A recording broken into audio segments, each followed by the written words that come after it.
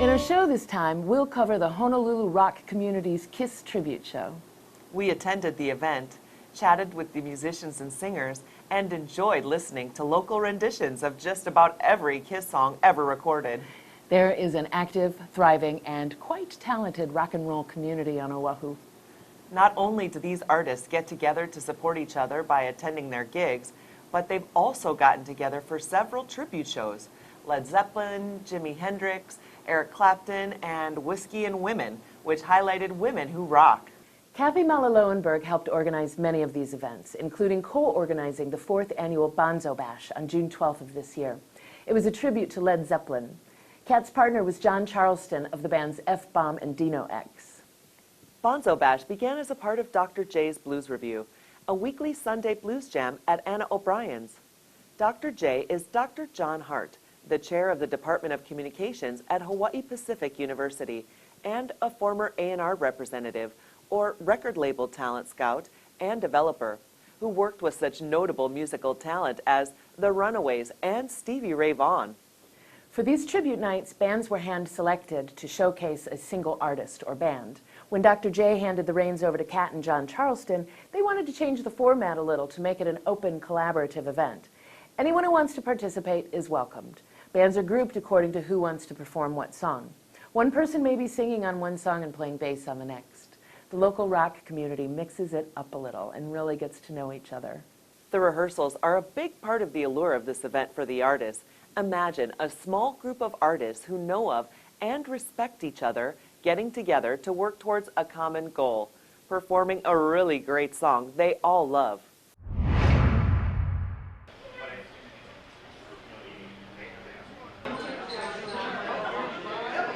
How many numbers are you on tonight? I'm just doing one. I was lucky enough to draw Dr. Love.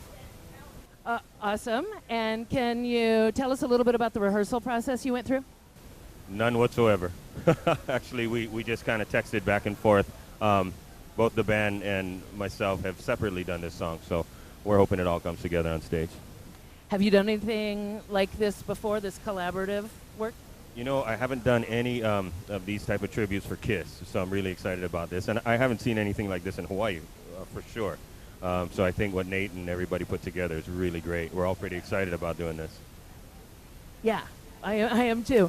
Have you done a collaborative process anywhere else? Yeah, we've done. I've done some like Queen tributes and things like that on the mainland. And you know, a lot of times when you're playing in bars, you kind of see a band and you just jump up on stage anyway. You know, just sit in. So the collaboration's going to work. I think it's going to rock.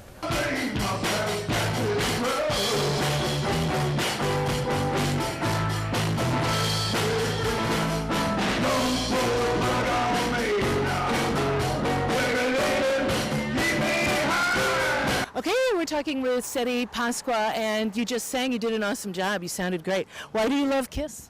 I love Kiss because I grew up with Kiss. Kiss is one of my favorite bands. Their songs are very easy to sing to. I think a lot of kids can relate to Kiss. They have multiple hits, tour Japan. They're just multi-millionaires, and their merchandising is just incredible. You know what? I think they were the first really big merchandising rock bands out there, right? I think so, yes. Yeah. I think they were the first to tap into that, to the merchandising. Yeah. That's a good point. Okay, this collaborative work, have you done this before?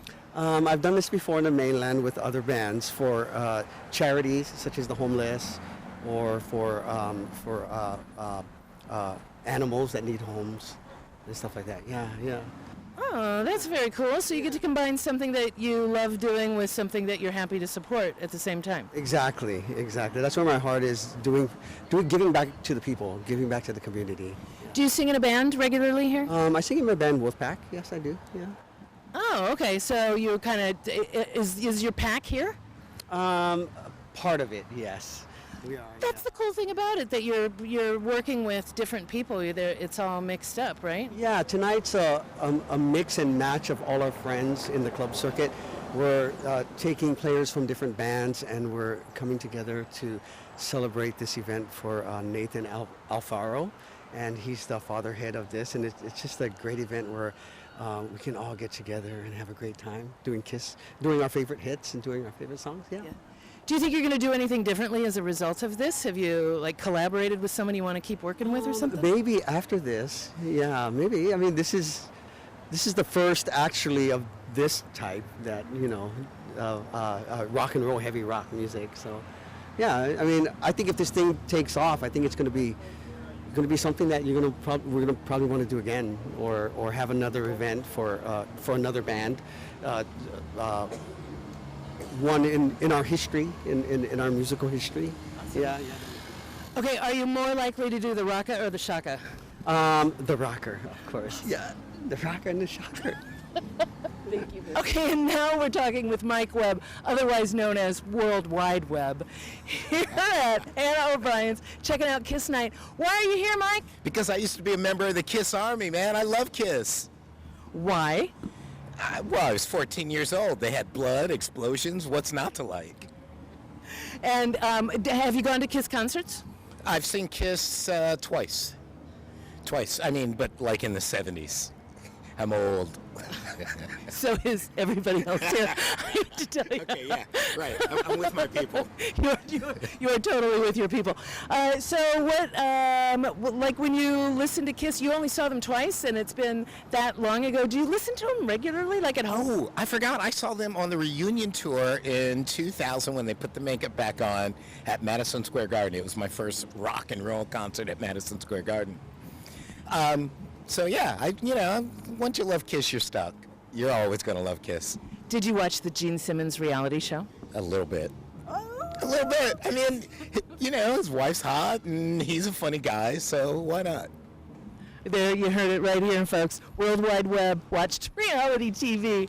Thanks. It's the Raka Shaka. Woo! So now we're going to talk with the Lolo Brothers, Damon Ramsey and Joe Corelli, and we're having such an awesome time. Why Kiss? What is it about Kiss that you love, Joe? Well, I kind of, I was a young kid when they came out, and the makeup, all the fun stuff, the flame, the explosions, good music.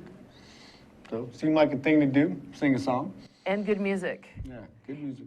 And what was the first Kiss song that you remember really loving and like you had to sing that and play the guitar? The first song, I remember Beth just because it was so different. I remember like Destroyer I kind of remember the most, album-wise. Yeah. So the songs from Destroyer, probably, yeah. Okay, Damon, what's your favorite thing about Kiss Night, about putting it all together? Probably performing. Yeah. The rehearsals have been really a lot of fun, getting to hang out with new musicians that you haven't jammed with before. These are all just kind of made-up bands. So-and-so, the drummer, my band was the drummer from Bone Canyon, and Kat, she's in Missing Dave. So a bunch of different musicians all coming together, and we have one goal. Everybody's got 2 or 3 songs, and we practice it up and do the best we can, and get out there and dance around. And hang out. It's fun hanging out with everyone. Oh, it's like a prom, It's like everybody's all dressed up. We got our makeup on, Kind of look like Halloween in the middle of August. Yeah, the makeup. The makeup. I didn't wear any makeup, and now I heard I look like a Chippendales dancer. So I guess my costume was way off. Are you offended by that? No, not at all.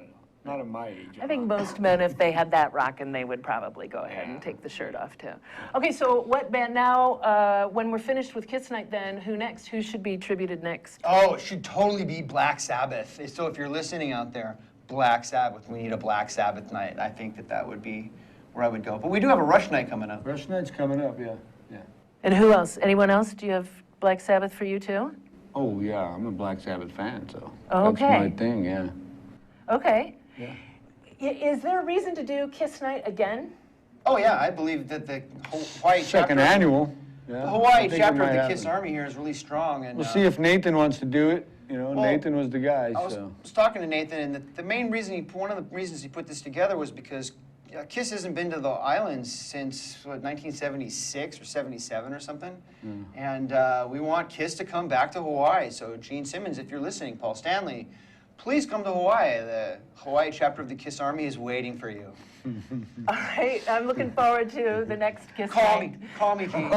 Call me, Gene. Oh, here's my number. Check me out on Facebook. Do that again, Donna. Is that good? Yeah. That's it. They had it backwards. Isn't that backwards? Isn't it like this? I don't know. I don't know. I got the shaka raka though. It's kind of cool. It's the shaka and raka, shaka raka. Sometimes I get confused, like when they take everybody's picture, everybody's like this, and I go. What's really funny is when you mean to throw somebody a shaka and it comes out like this, and you go, ah, screw it. I just, rock on, rock I was on. never a horns guy. Yeah. Horns came later. I was more pre-horns. Well, it That's was why Dio. Black Sabbath was like. It was Dio that was the first Yeah, one that had the Dio horns. was the horns guy, man, yeah. And then actually, what it means in sign language, it means love. Devil That's- horns means love. In sign language, actually, it's this. This means love. Really? Yeah. What does that mean then? This means the Texas A&M Rangers or metal. Kiss Night was organized by Nathan Alfaro. He and his wife are in the band The Aldo Rays. Nathan is a big fan of Kiss. The last time Kiss visited Oahu was 1976. Ouch, almost 40 years ago. Nathan says he was inspired by the music community here, one that is thriving. He set out to use the formula Cat and John developed for Led Zeppelin to put together a night of Kiss songs. And his efforts really paid off. That community has formed a formidable Kiss army. We talked with Nathan and his wife Maria. We were talking with Nathan Alfaro, and he is the man who has put all of this together tonight. Nathan, how many hours would you say you have put into this? Oh, countless. Gotta say, definitely 3 months now into it. I'm gonna say a good, probably 40 hours every 2 weeks, so a lot. Why? Well, I love Kiss, and there are a lot of Kiss fans here on the island, and I found that out by just suggesting that there would be a Kiss tribute, and it just grew. Just like that. So people just started coming to you and saying they wanted to be a part of it? It came from Kathy Lowenberg, who did the Zeppelin tribute, and I played at that, and then she and I were just kind of talking, well, how about doing a Kiss one? And we were laughing and joking, and then it started coming up in a Facebook thread, and so Kathy said, nudge, nudge, why don't you start announcing an idea? And so then I just went with it. And then we have 30 people playing tonight, and everybody that's upstairs now, the countless people that are there. And that's all by Facebook and just this music community. If you were going to do this all over again, what would you do differently? Have somebody else do it. Okay. I've enjoyed every minute, so I wouldn't change a thing. It's all been wonderful. Everyone's been so kind and so generous. So you're kind of, you're really a huge fan of Kiss. Yeah, did you saw them in 1976? Actually, in '79, I saw them when I was about 12 years old. And why Kiss? What is it about them, the Knights in Satan's Service, that spoke to you? It was all fantastical for a kid. The makeup, and the not knowing who they were, not seeing what they really looked like. That was always a mystery. There's also the music. It appealed to me as a kid. My cousins gave me records and posters when I was 9 years old, and it just kind of grew from that. That's awesome. Thanks for putting this all together. Thank you. Okay, we're talking with Maria Taylor-Alfaro. She is the wife of Nathan Alfaro. She's also the lead singer in the Aldo Rays. Yeah. That's true. How involved have you been in the preparations for this? Basically as support staff for my husband, who is a one-man whirlwind. He is the most organized person I know. He's the most hardworking person I know, and he is the person who loves Kiss the most that I know. Do you really, really, really love Kiss? I was kind of ambivalent until I got together with my husband, and then he took me to a Kiss show, and we were about in 4th row, and that just changed it all for me. Now I think they're great. Now you're a devotee. Okay, so what about this concept of this rock collaboration? How do you feel about that? I think it's fantastic because we just moved back here to Hawaii from California about 4 years ago, and it's kind of hard to get your footing sometimes and get friends, and this has just opened up a whole new world for us. People-wise, everybody's been so sweet and so supportive and so welcoming, and it's been, I hate to sound corny, but a beautiful thing. Oh, that is so awesome. Awesome. What do you want to do next? What do I want to do next? I think we're going to concentrate on our band, the Aldo Rays. This has been a really interesting road for Nate. He's done a lot of work on this. It's like culminating tonight in all the rock and roll, and I think we're just gonna, we have twin girls who are 5. I think maybe we're gonna take a nap. Us in Honolulu. And that would be awesome. But the fact is that nearly 40 artists working together toward a common goal is most definitely its own reward.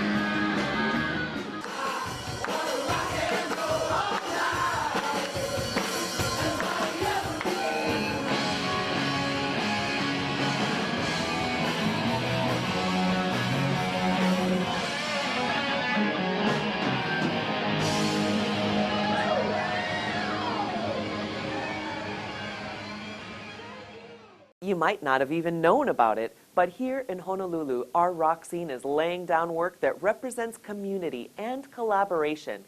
Artistry, imagination, perfectionism, accommodation, passion, and a whole lot of love come together in rare harmony. It's no secret there are some pretty big egos associated with musicians and vocalists. Don't let the importance of this shining example of humility and aloha escape you.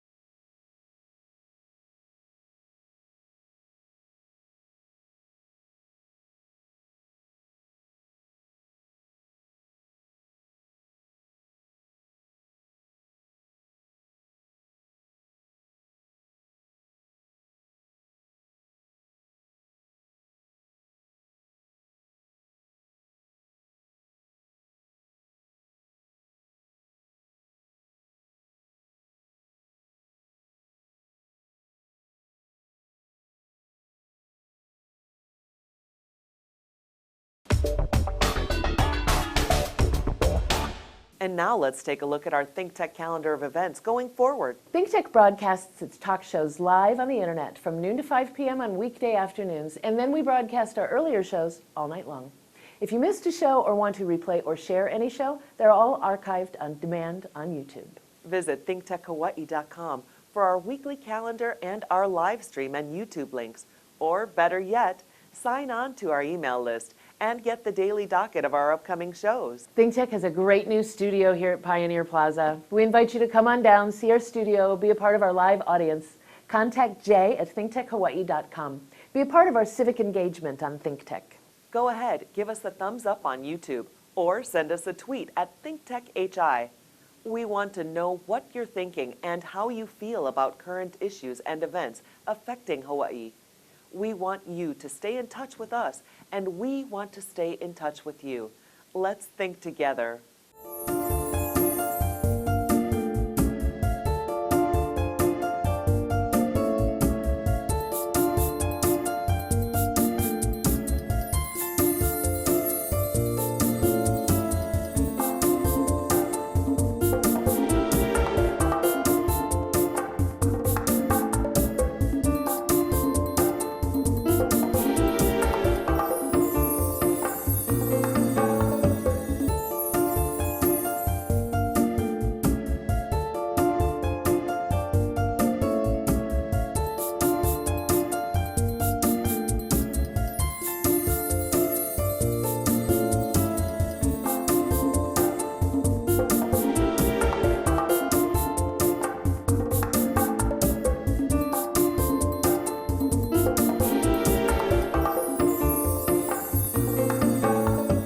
On Thursday, September 17th, ThinkTech will join with Anthology Marketing Group to present a program called Hawaii, the State of Hospitality, Where Are the Limits? At the Anthology Theater in Bishop Square. The program will cover the status and prospects of the hospitality industry in Hawaii and will feature business, government, and academic experts on tourism in Hawaii. Join us and raise your awareness about the critical changes taking place in Hawaii. Be a part of the conversation and sign up to attend on thinktechhawaii.com. And now, here's this week's ThinkTech commentary. I'm Donna Blanchard, and this is a ThinkTech commentary. I'd like to talk about terrorism in Europe. On August 21st, a young Moroccan man boarded a Paris-bound train in Amsterdam with an assault rifle, a pistol, loads of ammunition, and a box cutter. His name is Ayub Kazani. He stood up on the moving train holding his guns, apparently ready to open fire. Thankfully, he was stopped by 5 brave men on that train. He was not stopped by France's new surveillance law, which is akin to the much maligned U.S. Patriot Act. That law only came into effect at the end of July. In 2014, Spanish authorities notified French intelligence services that Kazani joined, quote, the radical Islamist movement. He then moved from Spain and was assigned an S profile, which is intended to alert border police. Spain also notified Belgium about Kazani because he appears to have resided there as well as France most recently, but that didn't help. He's one of 5,000 people on the S profile list. He wasn't stopped by a security check or metal detector because there aren't any of those for trains. Terrorism experts call those soft targets, places where there are a lot of people and little security.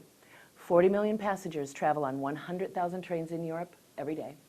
And the larger train stations are like bustling towns themselves. Mr. Kazani definitely set out to cause harm that day, but he may not have known exactly when or where. Unlike the terrorism days of the past, when most activities were carried out in a carefully planned fashion with trained operatives, Kazani appears to have been acting on his own and poorly trained if he was trained at all. It's been noted that using an assault rifle in an enclosed space in which one can barely turn around is simply the wrong tool for the job. Francois Heisberg, a defense and security analyst at the Foundation for Strategic Research in Paris, suggested that Kazani might have been attracted to Islamist radicalism and jihad, traveled to Syria, and was told simply to go home and do your worst, to act on initiative, and then told where to get weapons. So we've established that once you're in Europe, it's pretty easy to get around from country to country, even if you're carrying a bag of weapons and ammunition. We also know that though the governments are aware and on alert for terrorists, jihadists, and their recruits, they've got their hands full of thousands of individuals to keep an eye on. Know what else? Hundreds of thousands of migrants are flooding into Europe from places like Iran and Syria. They're seeking asylum, but Europe doesn't know what to do with them. Many of them are flooding into Greece. Of all places, Greece is struggling to stay in the European Union. They aren't exactly equipped to welcome poor, starving, huddled masses into their shores. And what's happening there and across southern Europe is panic, which is leading to poor treatment of these migrants, and in some cases, violence. Not long ago, we talked about the fact that ISIL actively recruits people who are living in the fight-or-flight world. They're ruled by the rudimentary reptilian brain. Those impoverished, threatened, and marginalized people experience very little space between an event and reaction, fight or flight. Surrounding the reptilian brain is the limbic system of emotions and feelings. A step beyond that is the neocortex, which governs imagination, logic, critical thinking, objectivity, and empathy. European leaders, in fact all of us, need to make a concerted effort to stay in the neocortex and utilize imagination, logic, critical thinking, objectivity, and empathy to deal with these issues. These are game-changing issues, and we all need to bring our A game when it comes to supporting solutions. I'm Donna Blanchard, and this has been a ThinkTech commentary. We'll be right back to wrap up this week's edition of ThinkTech, but first we want to thank our underwriters.